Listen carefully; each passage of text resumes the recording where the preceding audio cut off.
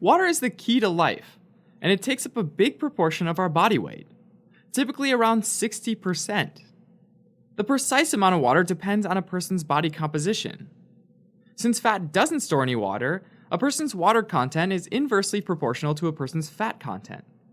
So a really muscular and lean person would have a relatively high proportion of their body weight made up of water. Additionally, females tend to have more fat than males, and so on average tend to have a lower proportion of their body weight made up of water.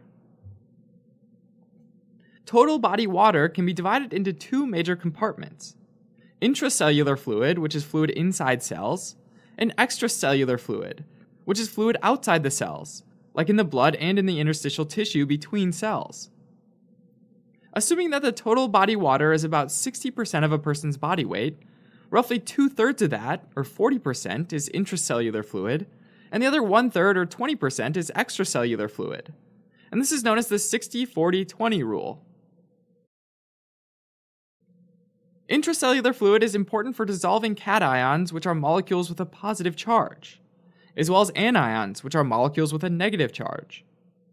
The major intracellular cations are potassium and magnesium, whereas the major anions are proteins and organic phosphates like ATP. Fluid compartments always maintain the same concentration of positive charges as negative ones, in order to stay electrically neutral. And this is called the principle of macroscopic electroneutrality. So, for example, the potassium in the intracellular fluid is balanced out by negatively charged proteins and organic phosphates. The extracellular fluid can be subdivided further into interstitial fluid, which is the fluid that can be found surrounding the cell, and plasma, which is the aqueous portion of blood. The major cation in extracellular fluid, both in the interstitial fluid and in the plasma, is sodium, and the major anions are chloride and bicarbonate. Now, the plasma makes up about 55% of the blood, while the remaining 45% is mostly made up of red blood cells, white blood cells, and platelets. Plasma is made up of around 90% water, and 10% proteins like albumin, which helps transport hormones and minerals. Interstitial fluid and plasma are really similar, and that's not surprising since plasma leaks out of the blood and goes into the interstitium through tiny pores between endothelial cells in the capillaries. These tiny pores between capillaries let small solutes and water pass through but block large proteins in cells. In fact, because some proteins are too large to pass into the interstitium, a phenomenon called the Gibbs-Donnan effect helps the plasma remain electrically neutral. The Gibbs-Donnan effect is when the abundance of negatively charged large proteins repels smaller anions into the interstitium while attracting small cations into the plasma. So compared to the plasma, interstitial fluid tends to have higher concentrations of small anions like chloride and lower concentrations of small cations like sodium. Ultimately, though, the difference between plasma and interstitial fluid is small, but the difference between intracellular fluid and extracellular fluid is pretty large, and this large difference is physiologically important. For example, sodium-potassium ATPases help to establish a high concentration of potassium inside the cell and a high concentration of sodium outside the cell. Establishing these differences between intracellular and extracellular environments is incredibly important for allowing cells like neurons to fire action potentials, among many other functions. Now, measuring the volume of each of the body fluid compartments can be done using what's called the dilution method. That's where various substances which settle in a specific fluid compartment are given to an individual and their concentration is then measured. For plasma, it's done with radio-labeled albumin, because albumin is a large protein that cannot move into the interstitial space. For the interstitial compartment, it's done with slightly smaller molecules like mannitol and inulin, which can pass through the capillaries into the interstitium but cannot cross the cell membrane. Finally, for the intracellular compartment, it's done with molecules that can freely diffuse across the cell membrane, like heavy water isotopes, or D2O, which can easily be differentiated from normal water, or H2O, that's in the body. Once it's absorbed, D2O acts just like water and distributes in the 60-40-20 fashion. So 2/3 of it is intracellular and 1/3 is extracellular. So, by injecting a known amount of a substance and allowing the substance to diffuse through the fluid compartments, it's possible to measure the concentration of that substance in the blood, as well as if any was lost in the urine. Ultimately, it's possible to calculate the volume of distribution via the equation volume equals amount divided by the concentration. Here's a sample problem. A 70 kilogram man is injected with 150 millicurie of D2O and 650 milligrams of mannitol. During a 2-hour equilibration period, he excretes 10% of the D2O and 10% of the mannitol in his urine. After that, the concentration of D2O in the plasma is 0.32 millicuries per 100 milliliters, and the concentration of mannitol is 4.6 milligrams per 100 milliliters.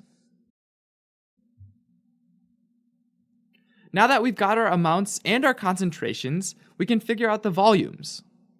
To figure out the volume of total body water, which will settle in both the extracellular and the intracellular fluid compartments.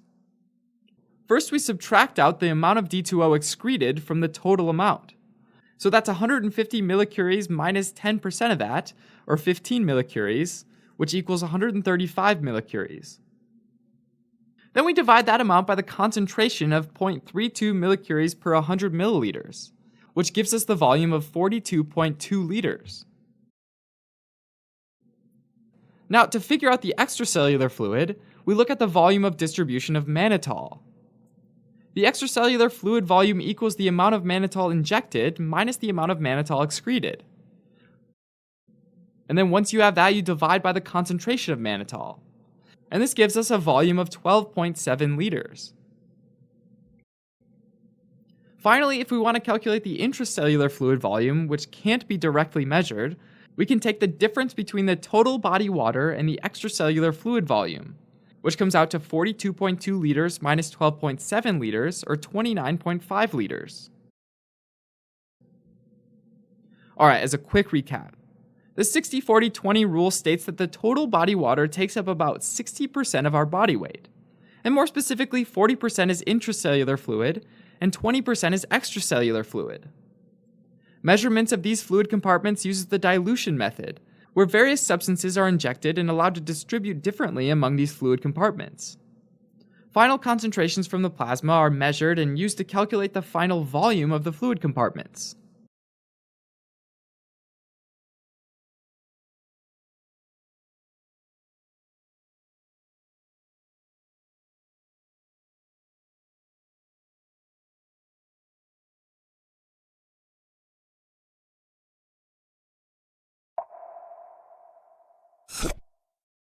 Water is the key to life.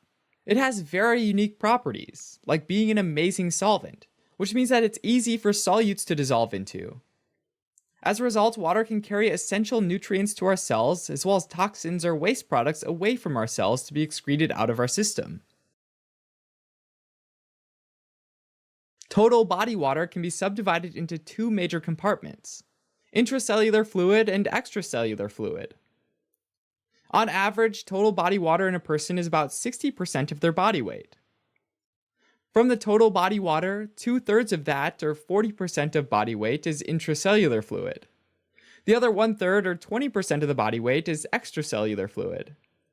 And this is also known as the 60-40-20 rule. Intracellular fluid is the fluid which is inside the cell, and extracellular fluid is the fluid that's outside the cell. Extracellular fluid can be further subdivided into interstitial fluid, which is the fluid surrounding the cell, and plasma, which is the fluid that circulates within the blood vessels. Extracellular fluid is the first to be lost, and makes up fluids like gut fluids, sweat, and other secretions. The extracellular fluid is made up of different solutes, the major cation being sodium, and the major anions being chloride and bicarbonate. Each compartment has a specific solute concentration, measured in milliosmoles per liter, or osmolarity, which is the number of osmoles within a liter of solution. Now remember that an osmole refers to the individual ions within a solution. So, for example, sodium chloride splits apart in water to become sodium and chloride. So a solution of 1 millimole per liter of sodium chloride is actually 2 milliosmoles per liter. Normally, osmolarity in the intracellular fluid and extracellular fluid is equal. If either side ever has a few more solutes, then water will flow in that direction to lower the concentration slightly and maintain the balance. This process is called osmosis. Now, some solutes like sodium bicarbonate, as well as large sugars like mannitol, are too large to cross cellular membranes, and they're basically trapped in the extracellular fluid. Usually, the extracellular fluid is more easily affected by physiologic processes. So we'll look at the volume and concentration of the extracellular fluid. In terms of volume, contraction means a decrease in extracellular fluid volume, and expansion means an increase in extracellular fluid volume. In terms of concentration, an isosmotic disturbance means that there's no change in extracellular fluid osmolarity. A hyperosmotic disturbance means that there's an increase in extracellular fluid osmolarity, and a hyposmotic disturbance means that there's a decrease in extracellular fluid osmolarity. We'll go through 6 common scenarios to see how they affect the body's fluid compartments, and we'll use a 2-step approach for each scenario. First, we'll identify any changes in the extracellular fluid osmolarity, like adding or removing solutes, or gaining or losing water. Second, if there's a change in extracellular fluid osmolarity, we'll figure out how the water must shift to reestablish balance between extracellular fluid and intracellular fluid osmolarity. Someone with diarrhea will lose a lot of fluid and solutes from the gastrointestinal tract, which ultimately comes from the extracellular fluid. And the osmolarity of diarrhea is similar to that of the extracellular fluid. In other words, losing fluid in the form of diarrhea means that there's less extracellular fluid, but its osmolarity is unchanged. With no change in osmolarity, there'll be no water shift, and intracellular fluid volume actually stays the same. This means that there's an isosmotic volume contraction. Consequences include a decrease in plasma volume leading to a decrease in arterial pressure, as well as an increased plasma protein concentration and an increased hematocrit, which is the portion of blood that's occupied by red blood cells. The second situation is a person running a marathon and losing a ton of sweat, which contains both sodium and chloride ions as well as water. Interestingly, sweat is actually hyposmotic relative to extracellular fluid, so it has relatively more water than solute. When a hyposmotic fluid is lost from the extracellular fluid, the volume of the extracellular fluid decreases, and the osmolarity increases. When the osmolarity in the extracellular fluid rises compared to the intracellular fluid, water moves by osmosis from the intracellular fluid into the extracellular fluid. Once steady state is established, volume decreases and osmolarity increases in both compartments. This means that there's a hyperosmotic volume contraction. Consequences include an increased plasma protein concentration due to a loss of volume but an unchanged hematocrit, since the red blood cells lose volume as well.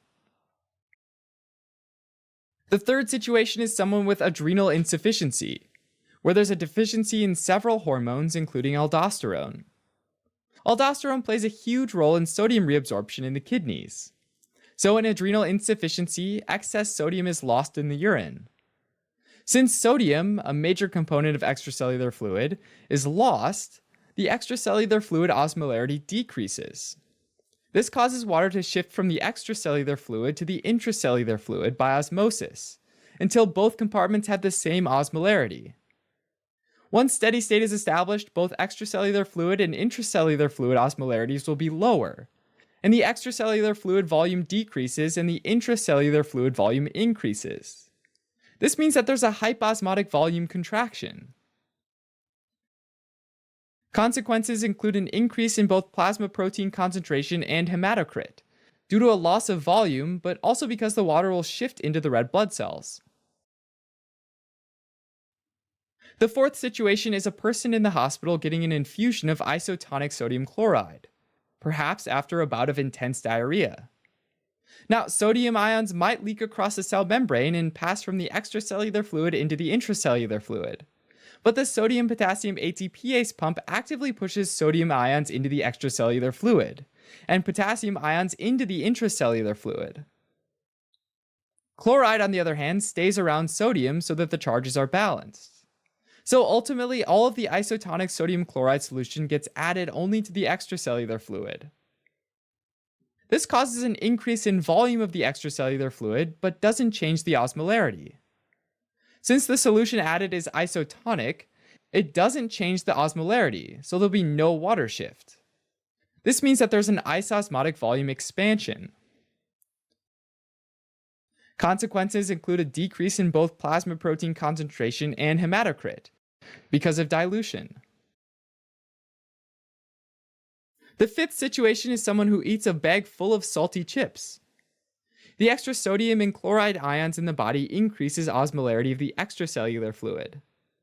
This causes water to move from the intracellular fluid to the extracellular fluid in order to raise osmolarity of the intracellular fluid.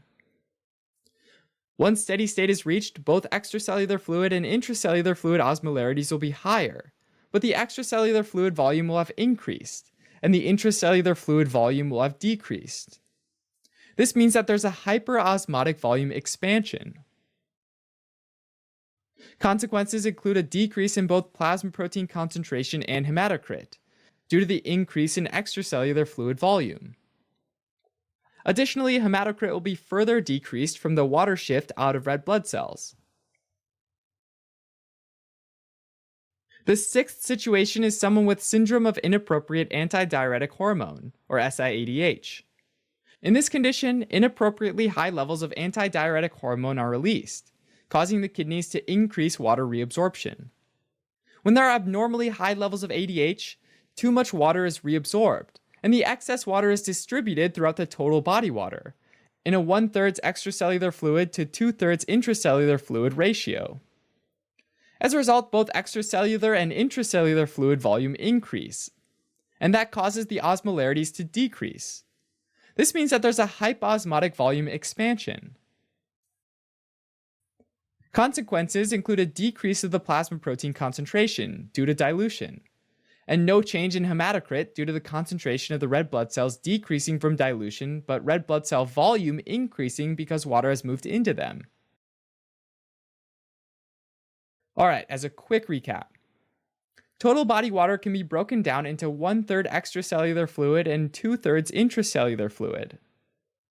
Changes in solutes or water volume in these compartments causes a compensatory reaction where water flows in order to balance out both compartments until they have the same osmolarity and reach a new steady state.